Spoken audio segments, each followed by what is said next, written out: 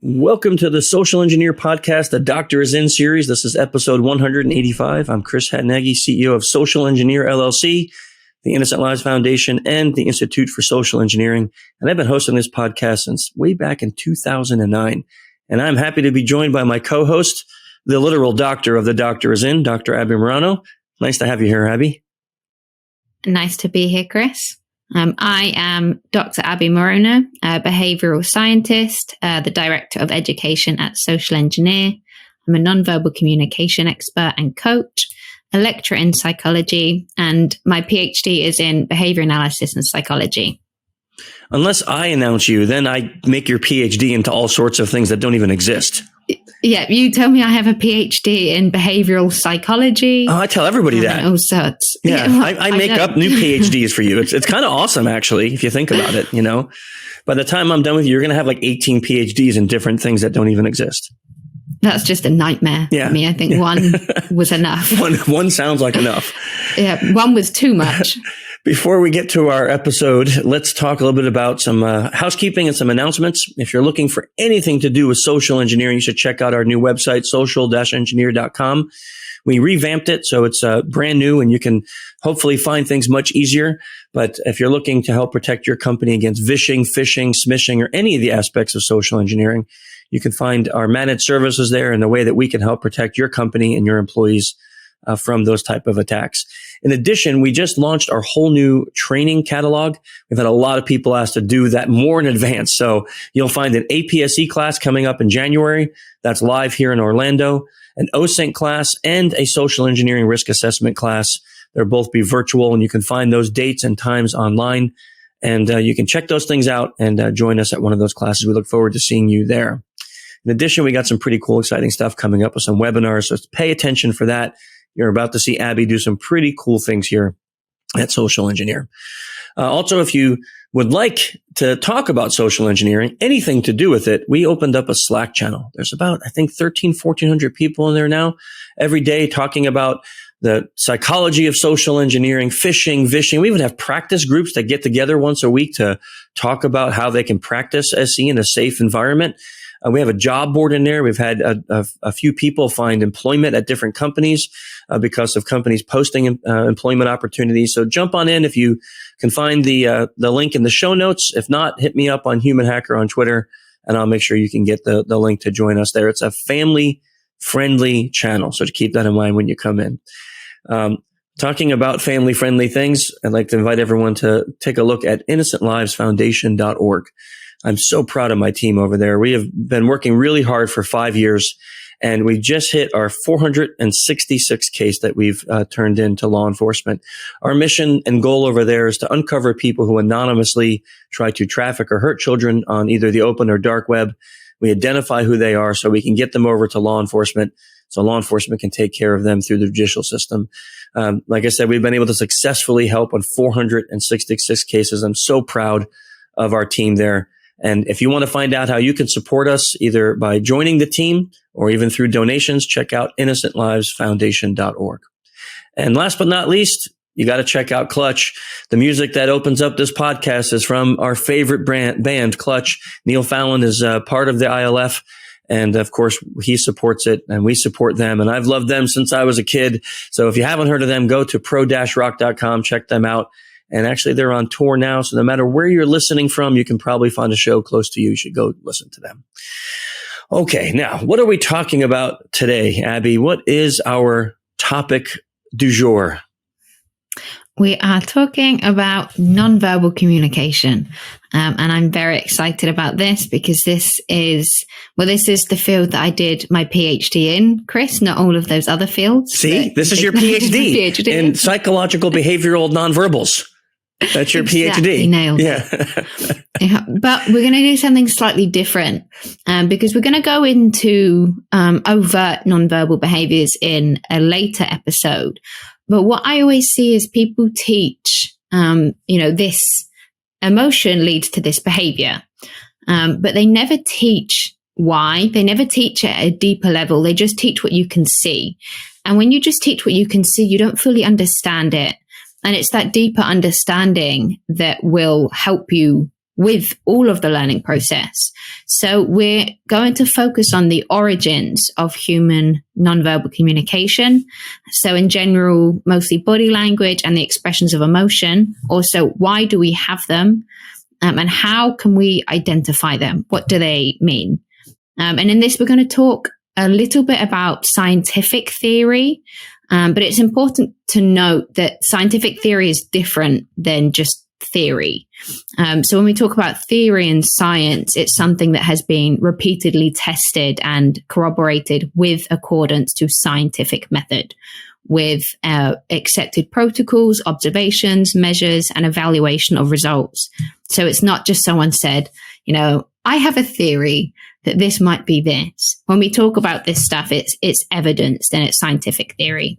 What I love about this topic is when I had the privilege of working with Dr. Ekman on that book that we did together, he would always pound into me this idea that just because you could see the what doesn't mean you know the why.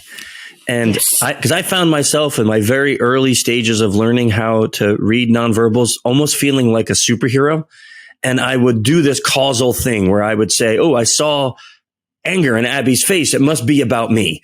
And I would make this whole storyline up in my head and then act that I knew why you were angry and then start reacting to what I thought was the case. And I'm totally wrong. Like, you hurt your back last night and that's why you're showing anger. And I had no clue. And now we're in some weird disagreement and it had nothing to do with what I thought. And he's always saying to me, Chris, you can't know the why just because you can see the what, unless you can start asking questions and having a conversation. So I think this is a really important topic for us because there's so many people interested in nonverbals, and I think it's made such a wide display now, even on media. We see it in the news all the time. We see supposed nonverbal experts always on the internet talking about what they see. Yeah. So I think it's important for us to really start discussing this why piece so we can explain this more deeply. And this is where a lot of the misunderstandings come from, because people see the input, the output, and that's it. They miss everything in between. They miss the mechanisms. And when you just see input, output and expect, it's a causal relationship, you miss so much. Yeah. And that's where misunderstandings take place. And that's where psychology comes in, because psychology is always the mechanism. And people want to learn body language and not understand the psychology of it, but you can't. They go hand in hand. Yeah, I'm laughing at that point because I remember once there was this horrible case of a man had killed a young girl, and there was a news story, and I got asked to go in the news, and everyone had assumed he was guilty. He actually was guilty, but they wanted someone to come on the news and look at this interview he did and say, well, doesn't this show he's guilty? And it's like, well, a shoulder shrug or an incongruency just shows an incongruency. It doesn't mean guilt, because he could just be nervous because there's a camera in his face, or, he could be nervous because he's sitting in prison. He could be nervous because he's about to go sleep in a jail cell. There could be a million reasons why he's showing this heavy discomfort, and it doesn't mean automatically equate that he's a murderer. But they really wanted someone to just come on and say, nope, look at that little twitch right there shows that he's guilty of murder. And it's like, that's not me. We can't really do that. Yep. And I mean, this kind of feeds into why it's important to study nonverbals, because you can't tell intention with nonverbals, because nonverbals are programmed into us. The reason that we have these universal expressions are because they are written into our biology. Now, all we can see from biology is an expression of it. Our biology doesn't tell us our intention. So how can we expect nonverbals to tell us our intention? They are biological responses programmed into our nervous system, into our physiology, into our psychology. But it's biological, the roots of it. So there is no way to tell intention. You can look through intention cues through the expression of that. And we'll talk about that a bit later, but you cannot tell things like deception detection or, what the thought process is behind the behavior. You can't. But because we have this universal language, not all nonverbals are universal. Some are learnt. Again, we'll talk about that a bit later. But because we have this common language, we can understand human beings through it because we all share it. So we can use this to guide our interactions. So if anyone says, well, what's the point in nonverbal communication? If you're speaking to a human being, they share this language with you. So you can use that understanding to create a better image of yourself, to have a better person perception, but also to understand how they're feeling and use that to guide how you're speaking to them. You know, I know it's not to do with nonverbals, but I was kind of equating something you just said with something else you taught me recently about cortisol and how, like, when our bodies are under stress, our brains don't know, like, hey, you're stressed because of a work-related item, or you're stressed because you're about to starve to death.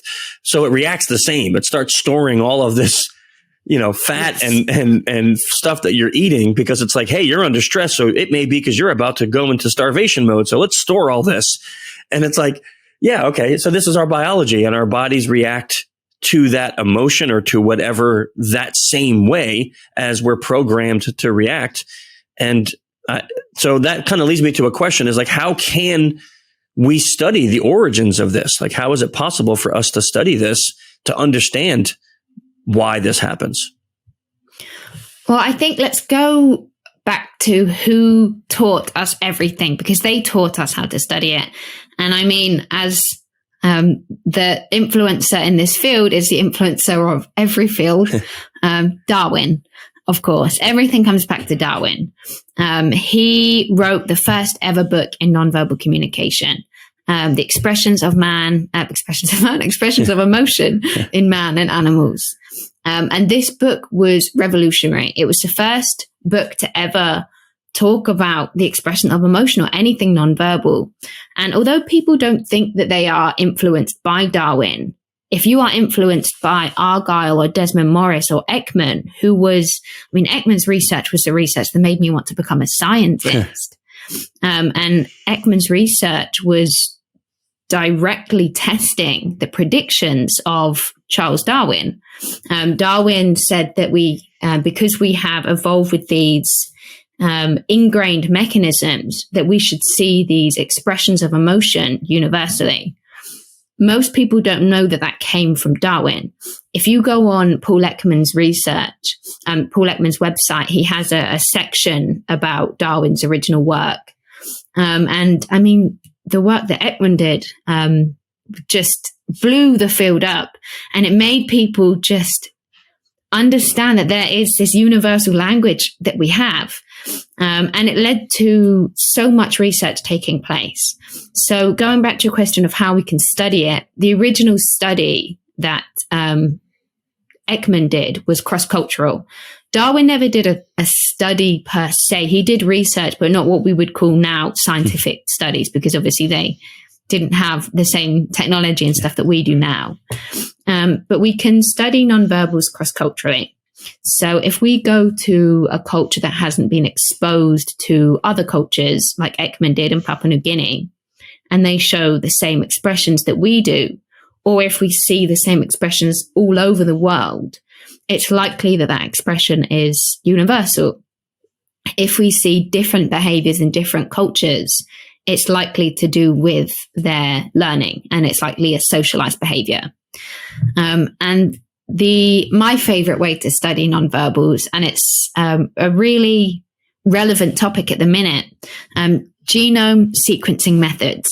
And you might not think that is a way to study nonverbals, but the Nobel Prize was run last week in genome sequencing. There was a scientist who sequenced the human genome against the Neanderthal genome, and basically was able to pick out what it is that makes us different through the DNA. Also, and the first ever study to do this was in 2005, we have mapped the human genome against the chimp genome, as well as against the bonobo genome. And we are 99% identical, which is crazy. But what it does mean is we now know that if we study chimp behavior and they show the same nonverbals as we do, this is an evolved behavior.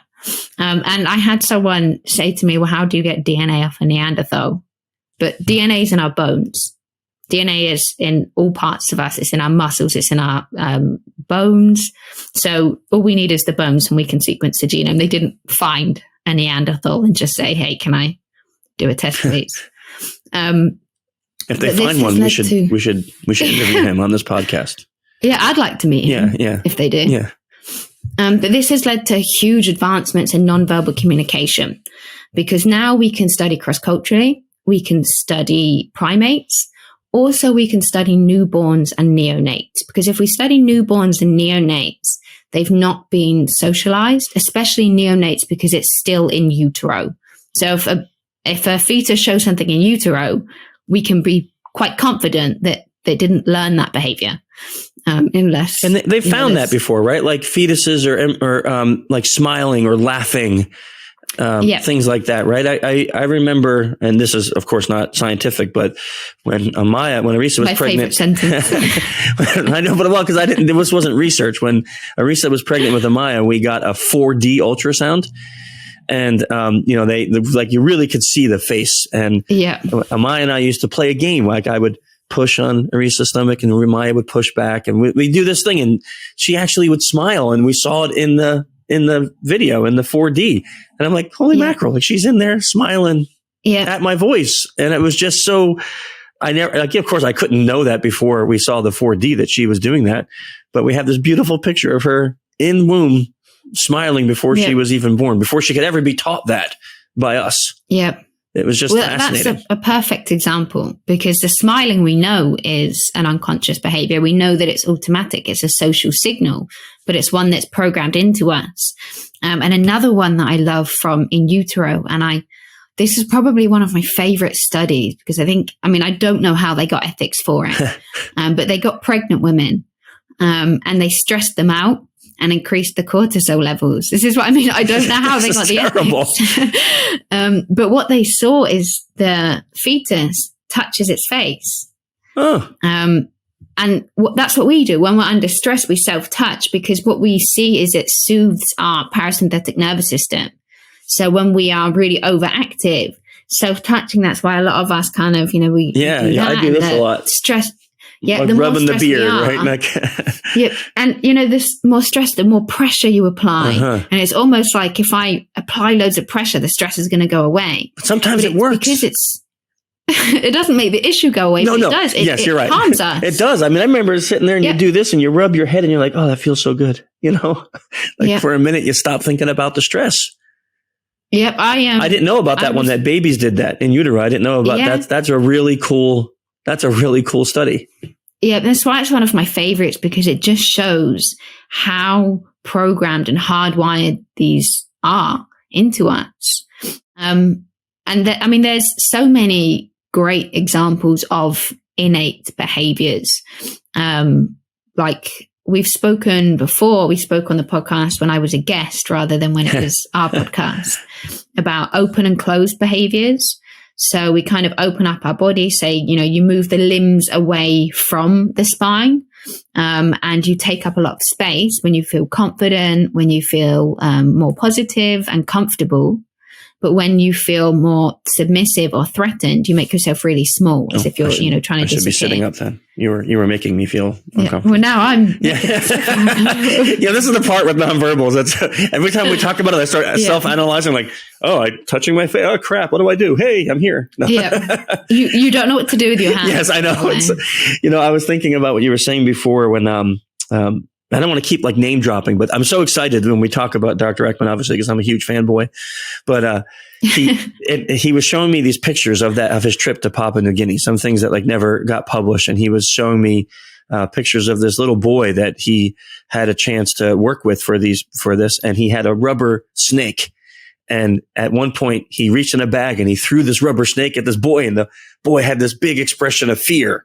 Right. And he snapped it on this picture, and it was like just the perfect thing, and then, and he was showing me all these pictures and about some of these, like the smile and the fear. And you don't even need to know what the story is, but when you see the face, even though it's a completely different face than I've ever seen, you go, oh, I know exactly what he's feeling, not why, right? I know exactly what he's feeling. Like, he's feeling fear. Or, oh, he was happy. Oh, they were just laughing. And I found that, in the very beginning stages of trying to understand all this, I found that to be really fascinating for me because the particular tribe that he had a chance to work with, they had never seen a radio or a newspaper. They never had visitors that were from outside that tribe. And that was the first time they ever even saw white people. So this was a whole new thing, this culture that he was in, were people that had never been acclimated to anyone outside of that particular tribe. And yet those facial expressions were the same as you and I, which is, to me, that's so amazing. That's another reason why it's so important to understand nonverbals, because it's like you said, you don't understand the what, but you understand the why. You can see how someone is feeling and you can change your behavior to be appropriate to how they're feeling. But going back to, what behaviors, there are other gestures as well. Like, this is one that Joe Navarro taught me. That when blind children who are congenitally blind, so they've never seen, when they hear something distressing, they cover their eyes. Really? Yeah. But obviously that's not a learned behavior because they've never seen it. Also, it doesn't serve a function necessarily because they're not covering their visual field. Yeah. But they still do the behavior. But more than that, primates do it too. When there's something they don't want to hear or see, they cover their eyes. So it's not just a human behavior. So that reminds me of Dr. Matsumoto's study, where he also, and I know we talked about this on the podcast before, where he analyzed children that were born blind in the Special Olympics. And when they would win, they would put their hands above their head, which is like that I'm feeling real confident win kind of, like you said, putting those limbs away from the spine. And they could have never have seen that. They never saw that. And no one ever taught them, hey, when you win that race, put your hands up. They just did it naturally. Yep. And the thing is, although human beings are so different, we're all a mixture of our education, of our environment. We're this collection of both nature and nurture. It's the nature that makes us the same. When we take that human genome, we are 99% similar to chimps, but that 1.2% is so important. And it's to do with the fact that our brains morph to the social environment a lot more than than chimps and bonobos do, which is why we think the difference is so big and what kind of sprung us through evolution. But the fact that we have in our DNA it basically is like the script of what it means to be human. It's like the human algorithm, our DNA. In that, of every single person, there is similarities.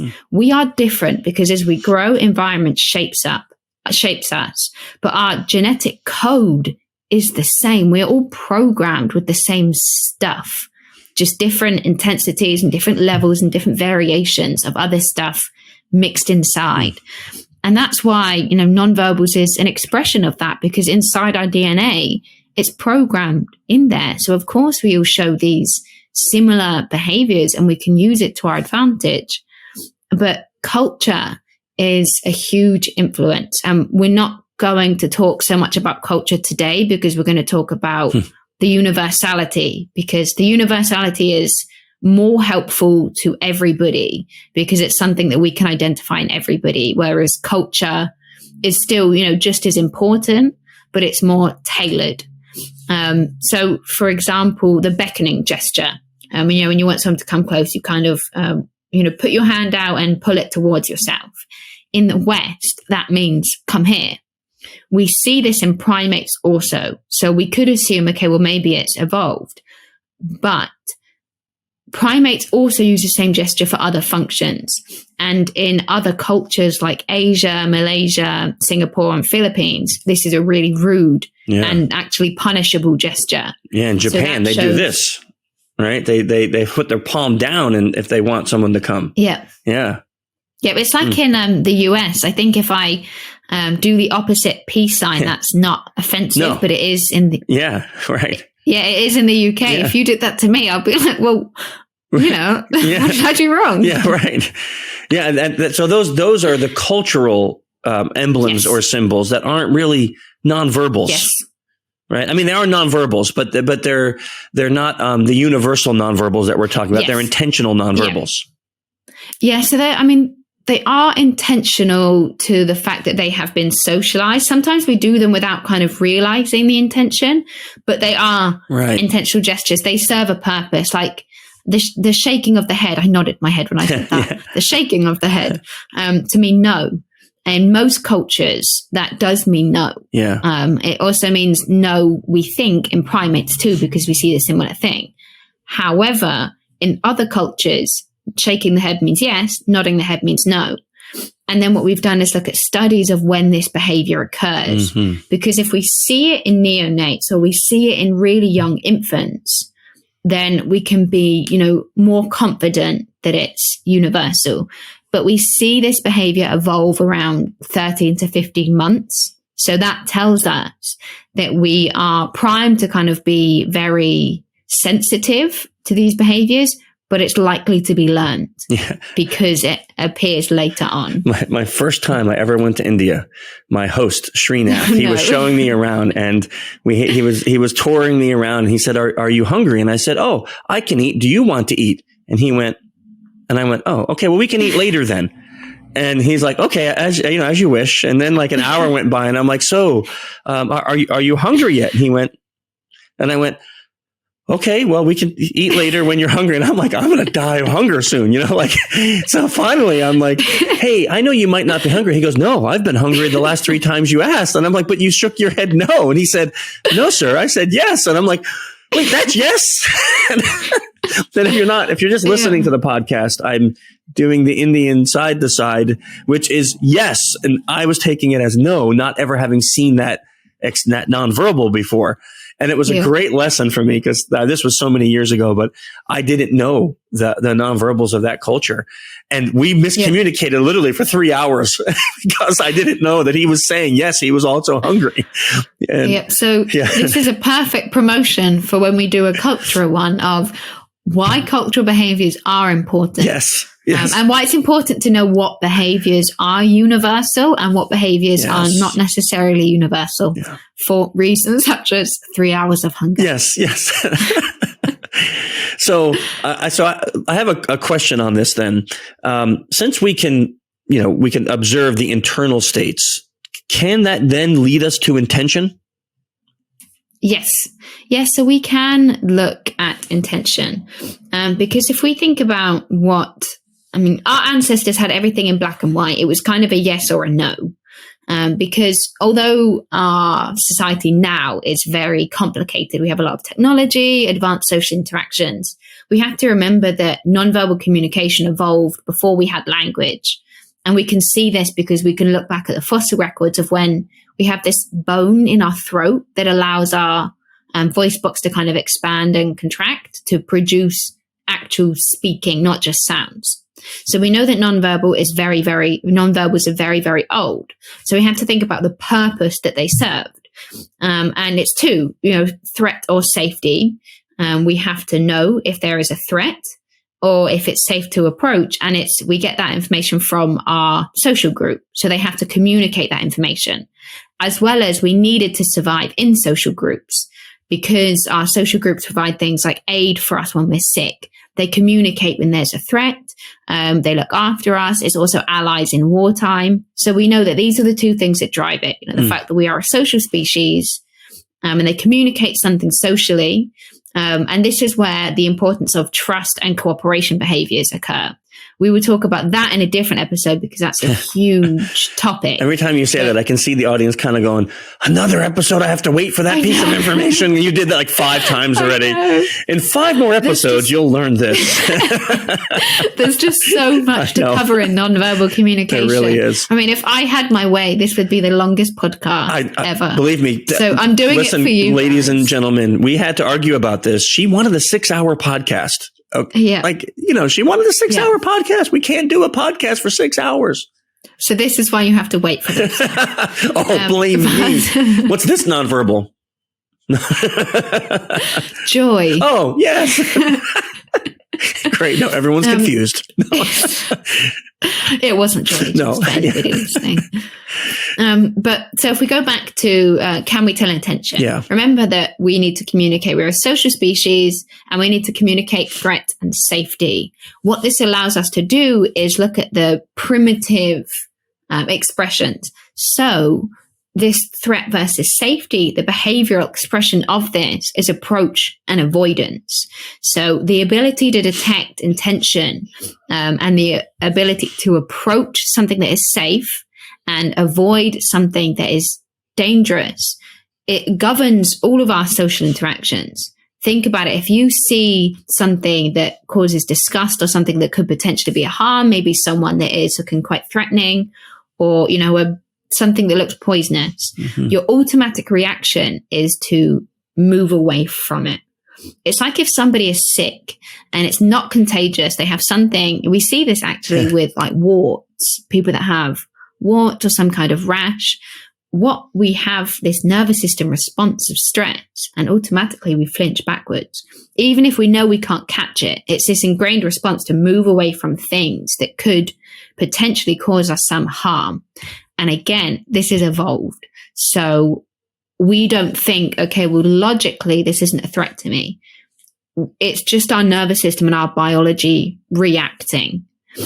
So, even if it's something like you're stressed now, or there's a modern day stressor, but it's not actually going to cause you any harm. If it could potentially cause any harm or stress, we only have that black or white reaction. So you're going to see avoidance behaviors. And sadly, one of the best readers of nonverbal communication, particularly this approach avoid, is abused children. Yeah. They tend to be really, really good at recognizing potential threat behavior from very minor movements. They will almost immediately initiate avoidance behavior. And avoidance behavior, as I said, it doesn't have to be, stepping backwards. It can be a flinch response, but we see it in other expressions of behavior. So our orientation of our body as well is an expression of avoidance. We move away, whether it's in proximity or just orientation. But we see this in abused children, and it is, sad. But it just goes to show that it is this mechanism to protect us. And we see it expressed in so many different ways. So, I'm thinking the other day I was in a grocery store and I wasn't sick, but I coughed. And I'm standing in line, and this woman, I actually saw it on her face, like she kind of had the fear look, but it wasn't like intense fear, but she kind of, her eyes open wide.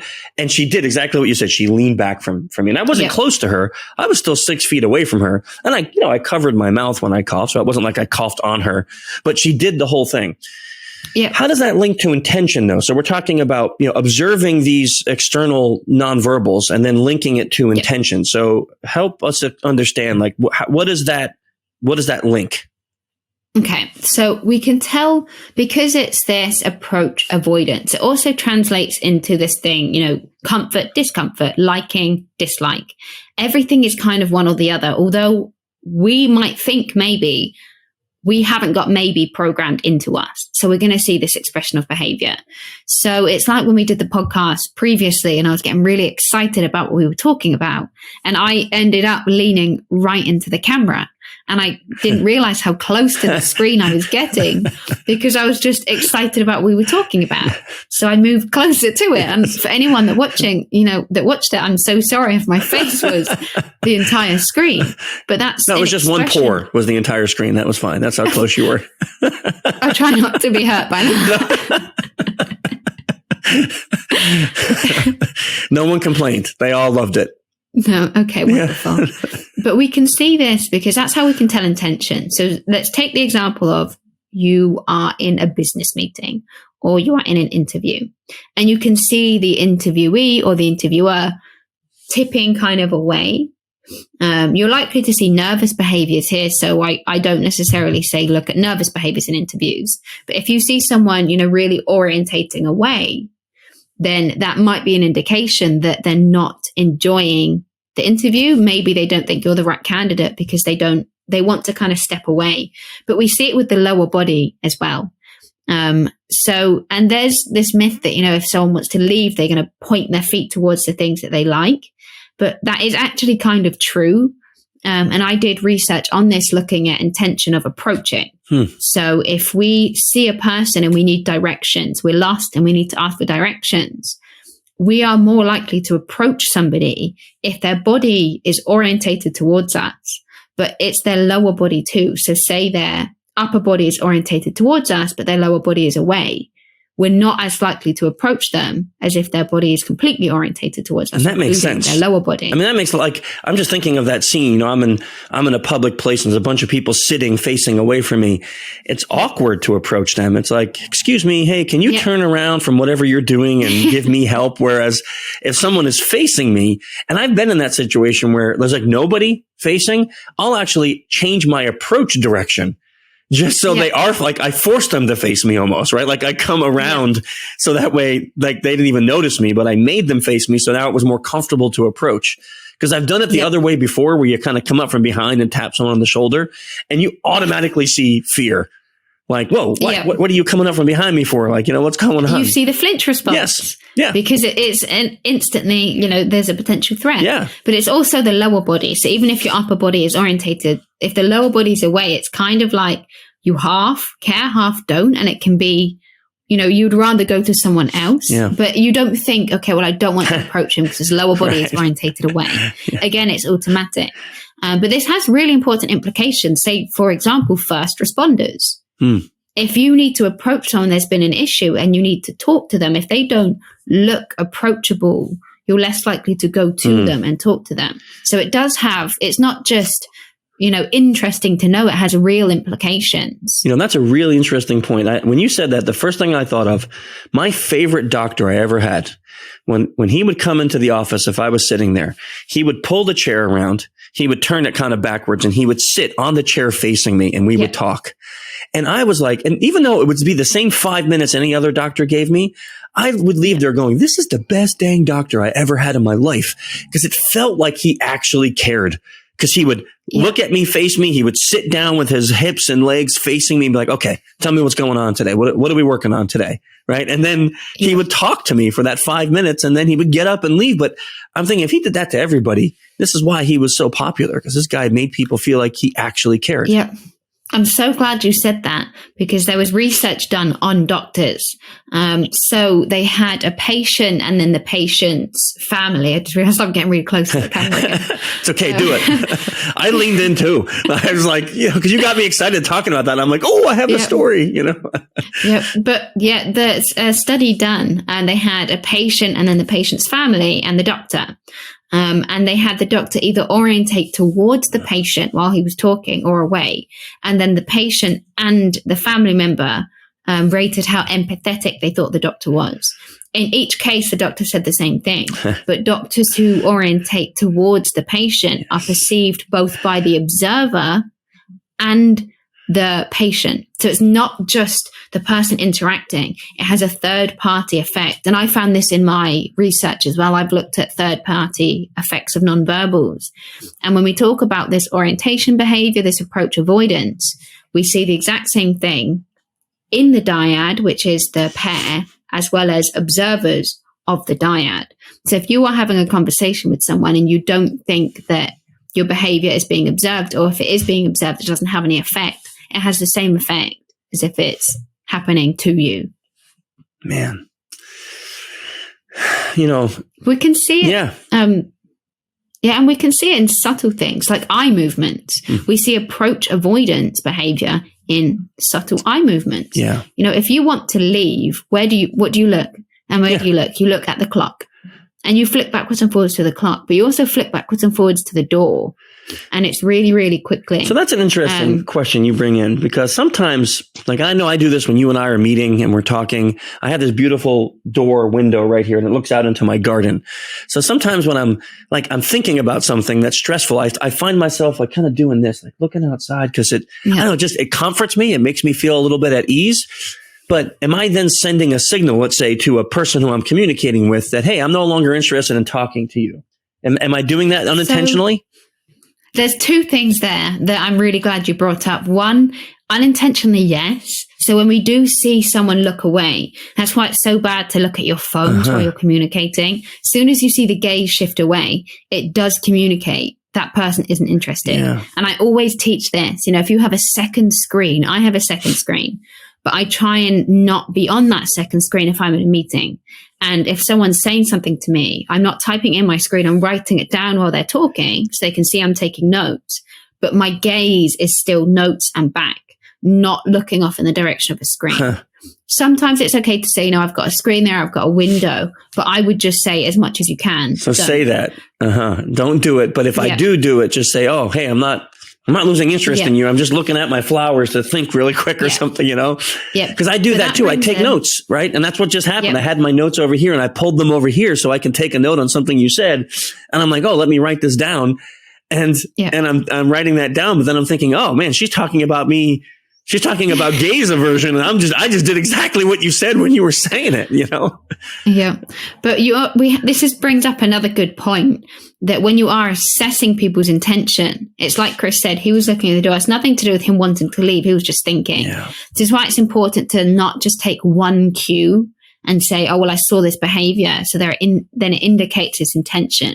You have to look for multiple behaviors, whether it's clustering, multiple at once, or a sequence of them. You can't just take one cue as evidence of someone's intention. Let me play that line. Let's say it was you and me and that we weren't as friends as we are and stuff like that. And that was you and you looked away.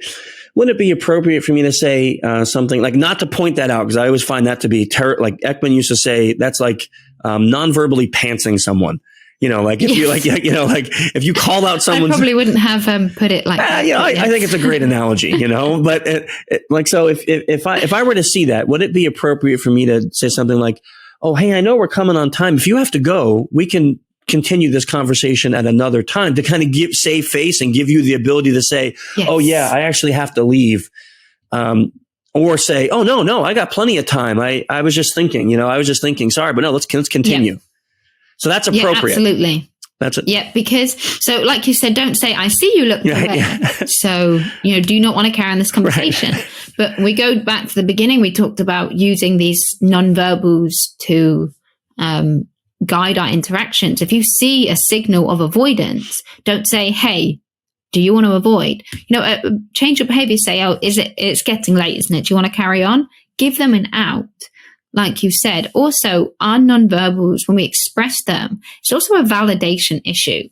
Because if we are expressing something, say I'm expressing I'm uncomfortable, I'm sad, I'm happy, and you are not responding appropriately, it's almost like you're not validating what I am communicating to you. That's interesting. Okay, so in the scenario where I just told you I was in the grocery store, I coughed, and the woman kind of leaned back. Would that have been appropriate for me to say, "Oh, I'm sorry," or say, "Oh, I'm not sick," or I have allergies," or like what would be appropriate to validate that emotion without calling out her intense avoidance nonverbal?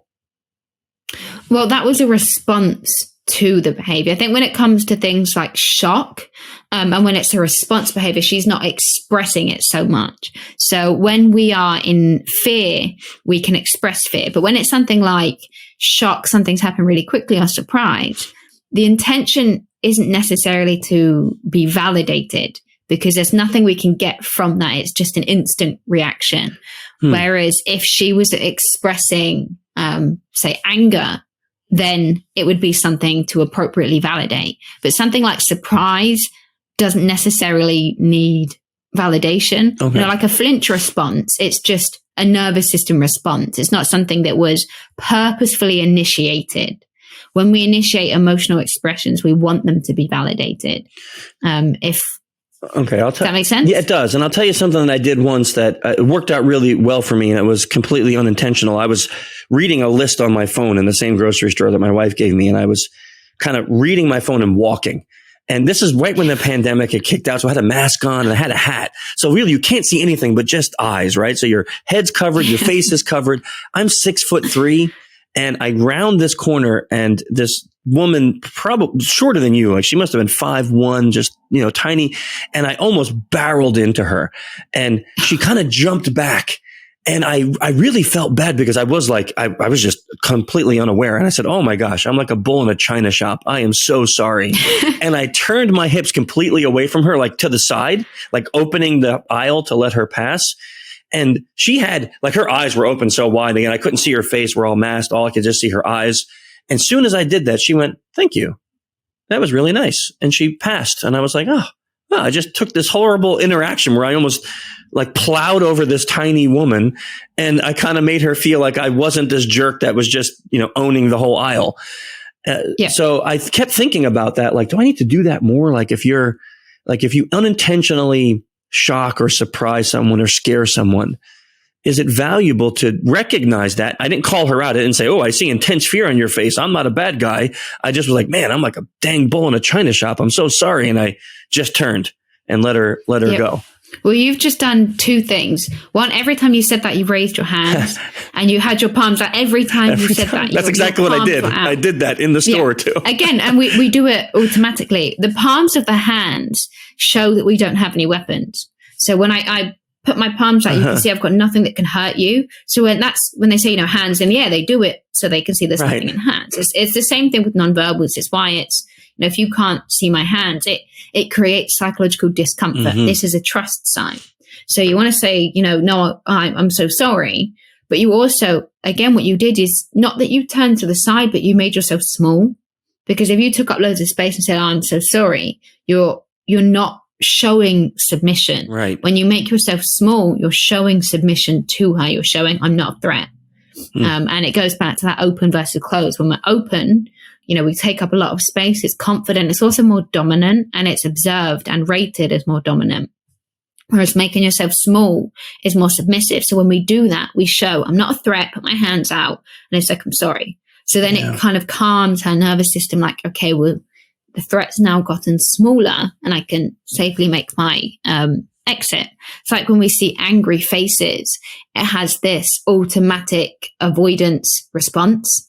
But we see the opposite. So angry faces, people that automatically show an anger expression, are more likely to initiate approach behavior, whereas people that show a fear expression are more likely to initiate avoidance behavior automatically, even just, minor trigger movements. Yeah. You know what's amazing about that statement you just said is when the pandemic first kicked out, I had a mask that had an image of the Hulk's grin on it. Oh, God. And I got rid of it really quick because I thought it was funny, but I'm walking around and people are literally like walking the other side of the sidewalk, walking away from me, like looking at me. And I'm behind the mask. I'm smiling. I'm a happy guy. I'm like, oh, happy go lucky kind of dude. And people are like, whoa, avoid him. And I'm like, oh man, I'm walking around with the most intense, angry smirk on my face possible and wondering why people are avoiding me. And I'm like, yeah. And that wasn't even a real expression because it's a painted expression on a mask. Yeah, but again, it's unconscious because it's called neuroception. So basically what neuroception means is that our nervous system is constantly assessing the environment. It's like that gut feeling that you have when you knew something was wrong. Your body was saying something is wrong. And, you get goosebumps. And goosebumps is another really interesting one because, again, it's biological. We can't say, goosebumps now. And then there's just goosebumps. Oh, I just had that. No, just kidding. I didn't. No. Damn. I didn't, though. Just kidding. But the goosebumps serve a purpose, or they used to. They make your hair stand up on end. Yeah. And we look at chimps, when they get aggressive, they get goosebumps. And humans, goosebumps also serve a purpose when we're in awe. And there is research to suggest that it serves a social purpose to communicate, or like when we listen to music or theater, we get goosebumps. Yeah. I'm not entirely convinced by that research. It's still new. I haven't seen anything that convinces me enough of that social purpose. But when we look at the evolved side of it, we can see that it did serve a purpose to make our hair stand on end, which is why, when we're scared, it stands on end because it's that instant, okay, well, I need to make myself dominant approach. So again, it's that biological response. And that's interesting to me. Something I always talk about when I train the APSE class, because it seems like societally, what we have done, especially with young women, is we've kind of trained them to ignore that radar system you just talked about. Like, you have this gut feeling, you come in, all your senses are taking in this room, and this one guy makes you feel really icky, but you don't know why. And you're just being sensitive, or ignore that. Like, he's fine. He's a good guy. And I always would tell, like, my daughter, especially, like, if you feel that way, I don't care why, trust it. Now, you don't have to walk up to him and say, hey, you're a jerk. I know it. Avoid him, but trust your gut and get the heck out of there. Go be safe, but don't tell yourself, or don't let anyone else tell you, ignore that. I've known him for 10 years. He's fine. Well, maybe he's fine with her, but for some reason he's focused on you in a weird way. Yeah. So trust yourself and don't let that go. Yeah, remember, neuroception, your nervous system knows before you know. And it will tell you. That's why when we catch ourselves moving away, or we catch ourselves moving forward when we like something, and then we have to go, oops, so I'm getting really close, and then you recognize, I'm being rude and moving away. If your body is telling you, you feel something, listen to it. That's why, again, going back to, that abused kids are really good at recognizing these behaviors, because they've learned to be, because it's a survival instinct. Yeah.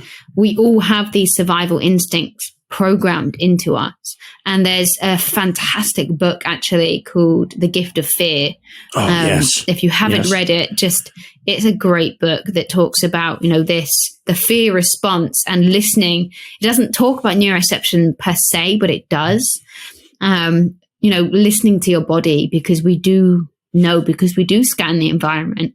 We just don't recognize. We are driven by unconscious influences. So, listen to what your body is telling you. Yeah, that to me is, I never heard the term neuroception, so I'm going to start using that. I love that, because I've been talking about this like since, we're going back now probably a decade, because I remember Dr. Ekman talking about in one of his works about this like kind of radar system that our modalities perform to let us know if things are safe. And it's always weird. Like when you hear people say, like, I remember being with a couple friends one time, and somebody had said, oh, that person just kind of creeped me out. And we were all like, why? Like, what did he do? And like, I don't know. He just kind of creeped me out. And then there just happened to be a picture at a party where that guy was behind her, kind of sniffing her hair. And she didn't know it. And it's so weird and creepy, right? It's just so creepy. But there was a picture of it. And when she saw it, she's like, oh, like, I didn't even know he was doing that. And it's like, so somehow your body felt it. Like you felt this weird, creepy vibe coming from this guy. You didn't know that he was doing this creepy thing behind you, but your brain was telling you, like, get the heck out of there. And she ignored it because she was like, well, I don't have any evidence of it. So I love this topic, which I hate to say it, we should probably make this a whole nother podcast to talk about neuroception, because I think that this can be such a self-protective thing for another podcast. I know. Well, listen, it's either that or we got to go another hour. We're almost on an hour now. This is the longest podcast we've done in a while, but that topic I feel can be really important for people who are into nonverbals and into psychology, and for self-protection. And parents, thinking if parents want to talk to their kids on how to stay safe, like these kinds of things, understanding that those goosebumps or that internal gut feeling is really important. Yep. It's like going back to your example, the guy sniffing her hair, there's actually been research done about, are we aware of people behind us or people looking at us? And we're not. We think we are, but we're not. So it's unlikely to be that made her nervous. But as you said, he gave off a vibe. Yeah. We are really, really in tune to the social environment. We are constantly in tune. And we recognize when people's behaviors aren't necessarily appropriate with the social context, or there's something slightly off with the way they're presenting themselves, the way they're interacting. And we are so quick to pick up on that and have a nervous system response to it. So there was obviously something she picked up on that gave her that feeling. And I agree. I think we should do another podcast. And another one. Okay. So Abbie, listen, if you had to give everyone listening 1, 2, or 3 tips to take away from this episode, what would you say would be the things that people should walk away from and use as solid knowledge from this podcast that they could take and use every day? Firstly, not to just think about what you see. Think about what's underneath what you see. Because it doesn't just help you understand them more, but it helps it stick in the memory. Because when you understand things at a deeper level, it's much easier to remember. So first, dig deeper than just what you can observe. Why did it occur? I love that. Secondly, to recognize that there are universal expressions, and nonverbal communication is not pseudoscience, not by any means. On Paul Ekman's website, there's a great section. There was a book that came out a while ago saying that all emotions are socialized and they're not evolved. And it just had some insane claims that were just so unfounded. Yeah. And on his website, in the Darwin section, he debunks a lot of that and presents evidence that wasn't presented in that book to evidence the evolved nature of emotions. So they're not pseudoscience, and we do share this language with our fellow human species and primates to some extent, but don't forget that culture comes into play, because we have nature and nurture. We have only talked to nature. We have just taught you nature. We have not touched the nurture. And then finally, listen to your bodies. We are pre-programmed with threat avoidance and safety approach. This approach avoidance behavior we feel in ourselves, we see it in other people. Don't underestimate it, and listen to your bodies and listen to other people's body too. And then adjust your behavior to be appropriate. Like Chris, you gave some really great examples of how you adjusted your behavior. So maybe don't, do the things Chris did, but come on now, reconciling. Come on now. Just on the point number 2 of what you said, I was reading recently an article. It wasn't a study, but an article on how both dogs and horses have nonverbal centers in their brain that seem to be designed to look at humans to understand like our emotion. Like, a dog constantly, I notice with both of my dogs, if I walk in the room, they're staring me in the face, and they're looking to say, okay, it doesn't matter about what I say. I can say, oh, I'm going to come over and kick you in the face. Yeah. But if I say it with a happy tone, they're like wagging their tail and they're jumping up and they're ready to be loved, but they're looking for that nonverbal and that vocal response. Yeah. And they said horses do the same thing. Yeah, and I mean, that reminded me of another great point. Charles Darwin, his original work from emotions, expression of emotions in man and animals, he started observing his dog and saw that when his dog would approach other dogs, he would show him his flanks, which is like the side. Uh-huh. And that's when he got to think, this serves a communication function. Observe your dogs, and your dogs are observing you. Okay, this was a very full episode. I mean, honestly, very full. And one thing I'd like to say to everyone listening, we really appreciate all your feedback from the last episode. We've had a lot of comments. I know Abbie's had a lot of comments that come into her personally. I've had a lot of comments. That tells us that we're doing something right. Please keep that up. Let us know other topics that you like. Let us know things that you want to hear about. And then we can add those into the long list of future podcasts that we keep saying are coming. But we definitely want to hear that feedback. Leave us a like and a comment if you want to on any of the platforms that you're on. We definitely read those, and that helps us know that we're moving in the right direction with this. Personally, I love this podcast. I think this is not just this episode, but this whole series. I feel like I'm learning something every time you and I chat. So I'm really appreciative. But with that, next month, we're going to be talking about natural born killers.